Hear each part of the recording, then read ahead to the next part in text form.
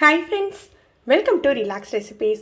நம்ம இன்னைக்கு நெல்லிக்காய் ஊறுகாய் எப்படி பண்ணலாம்னு பார்க்கலாங்க. நெல்லிக்காய் ஊறுகாய் அப்படினா இந்த ஊறுகாய் நம்ம வழக்கமா போடுற மாதிரி ஊறுகாயில நிறைய மிளகாய் தூள் எண்ணெய் எல்லாம் போட்டு பண்ற ஊறுகாய் இல்லங்க. ரொம்ப இன்ஸ்டன்ட்டா உடனடியா பண்ணிரலாம். இதுக்கு மசாலா வறுத்து திரிச்சு பண்ணுவோம். சூப்பரா இருக்குங்க. இது எப்படி பண்ணலாம் இன்னைக்கு நம்ம பார்க்கலாம். இன்னைக்கு நான் எடுத்துக்கிறது பாத்தீங்கன்னா எல்லாமே நாட்டு நெல்லிக்காய். அதனால தான் உங்களுக்கு இந்த மாதிரி இருக்குது. ஹைபிரிட்டா இருந்ததுன்னா நல்ல பலபலன்னு நல்ல பெரிய பெரிய சைஸா இருக்குங்க. நாட்டு நெல்லிக்காய் கிடைச்சதுன்னா நாட்டு நெல்லிக்காவே எடுத்துக்கோங்க, ரொம்ப நல்லது.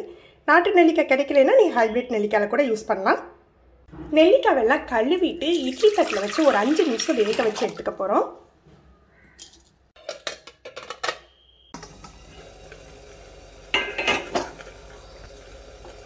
ஒரு 5 நிமிஷம் வேக வச்சிருக்கேன். ஹார்டா இருந்த நெல்லிக்காய் கொஞ்சம் சாஃப்டா இருக்கும். இந்த மாதிரி கத்தியை வச்சு குத்துனீங்கன்னா ஈஸியா உள்ள இறங்குற மாதிரி இருக்கும். இந்த ஸ்டேஜ் போதும். நம்ம இப்போ இதை எடுத்து வச்சிடலாம். நெல்லிக்காய் கொஞ்சம் ஆறட்டும், கை பொறுக்கிற சூடு வரட்டும். அதுக்குள்ளே அதுக்கு தேவையான பொடியை நம்ம தயார் பண்ணிடலாம். இன்றைக்கி 1/4 கிலோ நெல்லிக்காய் தான் எடுத்திருக்கேன். அதுக்கு தேவையான அளவுக்கு மிளகாய் வத்தல். நான் 4 வத்தல், பெரிய வத்தலாக இருக்கிறதுனால 4 சேர்த்துக்கிறேன். நீங்கள் காரத்துக்கு தகுந்தாப்புல, இது வந்து நார்மல் காரத்துக்கு, நீங்கள் இதோட காரம் ஜாஸ்தியாக வேணால் எக்ஸ்ட்ரா சேர்த்துக்கலாம். வறுக்கையில் காம்போட வறுத்துட்டு நம்ம பொடி திரிக்கையில் காம்பு எடுத்துக்கலாம். ஒரு 1/2 டீஸ்பூன் ஜீரகம் சேர்த்துக்கலாம். ஒரு 1/4 டீஸ்பூன் வெந்தயம். இது எல்லாமே ட்ரை ரோஸ்ட் பண்ணிக்கணும். ஃப்ளேமை கம்மியாக வச்சுட்டு வாசம் வர்ற வரைக்கும் வறுத்துக்கலாம். நல்ல வாசம் வந்துட்டு இப்போ இதை எடுத்து வச்சிடலாம். மிளகாய் வத்தலோட காம்பு எடுத்துட்டு இந்த மிக்சியில் திரிச்சு எடுத்துக்கலாம். ரொம்ப நைஸாலாம் பவுடர் பண்ண வேண்டாங்க, கொஞ்சம் குறகுறன்னு இருந்தாலே போதும். இந்த பொடி திரிக்கையில் 1/4 டீஸ்பூன் பெருங்காயத்தூளும் தேவையான அளவுக்கு கல் உப்பு சேர்த்துக்கலாம். கல் உப்பு அளவு தெரியாதவங்க நம்ம பொடி உப்பு கூட யூஸ் பண்ணிக்கலாம். இதை சேர்த்து குறகுறப்பாக திரிச்சு எடுத்துடலாம்.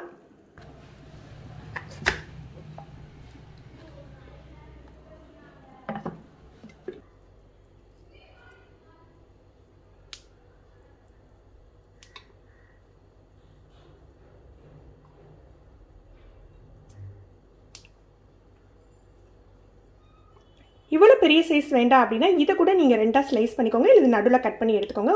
உங்கள் தேவைக்கு தகுந்தாப்பில் கட் பண்ணிக்கோங்க. 1 டேபிள் ஸ்பூன் நல்லெண்ணெய் விட்டுக்கலாம். கடுகு, உளுத்தப்பருப்பு, கொஞ்சமாக கருவேப்பிலை, கட் பண்ணி வச்சுருக்க நெல்லிக்காயை சேர்த்துக்கலாம். நெல்லிக்காய் நல்லா வதங்கின பிறகு தான் நம்ம மசாலா சேர்த்துக்கணும்.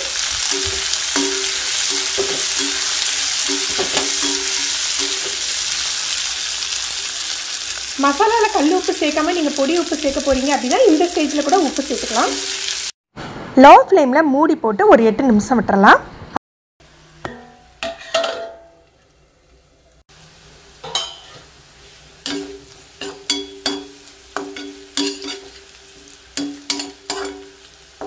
இப்போ நம்ம பவுடர் பண்ணி வச்சுருக்க மசாலா சேர்த்துக்கலாம். உப்பு செக் பண்ணிவிட்டு காணாட்டி போட்டுக்கோங்க.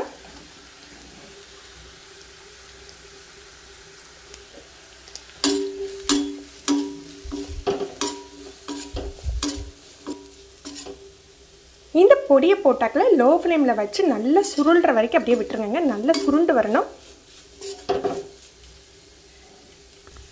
நம்ம முதல்ல விட்ட எண்ணெயே போதும். உங்களுக்கு எண்ணெய் இல்லாத மாதிரி இருந்ததுன்னா கொஞ்சமாக 1 டீஸ்பூன் நல்லெண்ணெய் சேர்த்துக்கோங்க.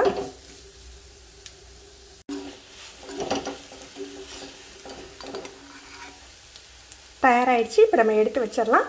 இதில் நம்ம எண்ணெயெல்லாம் நிறைய சேர்க்காதனால நிறைய நாள் வெளியில் வச்சுக்க முடியாதுங்க. ஒரு 3-4 நாளைக்கு வெளியில் வச்சுக்கலாம். அதுக்கு மேலே வச்சுக்கணும்னா நீங்கள் ஃப்ரிட்ஜில் வச்சுக்கிட்டிங்கன்னா 1 மாதம் ஆனாலும் கெட்டு போகாது. இந்த ஊறுகாயில் அதிகமாக மிளகாய்த்தூளும் சேர்க்கலை, மிளகாய்த்தூளே சேர்க்கலை. நம்ம ஃப்ரெஷ்ஷாக தான் மிளகாய்த்தூள் திரிச்சு போட்டிருக்கோம். மிளகாய்த்தூள் எண்ணெய் எதுவுமே சேர்க்கலை. ஹெல்த்துக்கும் எந்த கெடுதலும் கிடையாதுங்க. நீங்களும் ட்ரை பண்ணி பாருங்கள். எப்படி இருந்ததுன்னு கமெண்ட் பண்ணுங்கள். இந்த வீடியோ உங்களுக்கு பிடிச்சிருந்ததுன்னா லைக் பண்ணி ஷேர் பண்ணுங்கள். நீங்கள் நம்ம சேனலுக்கு புதுசுன்னா ரிலாக்ஸ் ரெசிபி சப்ஸ்கிரைப் பண்ணிக்கோங்க. கீழே உள்ள பெல் பட்டனை ப்ரெஸ் பண்ணிங்கன்னா நம்ம சேனலில் வீடியோக்கள் போட்ட உடனே உங்களுக்கு நோட்டிஃபிகேஷன் கிடைக்கும். தேங்க்யூ.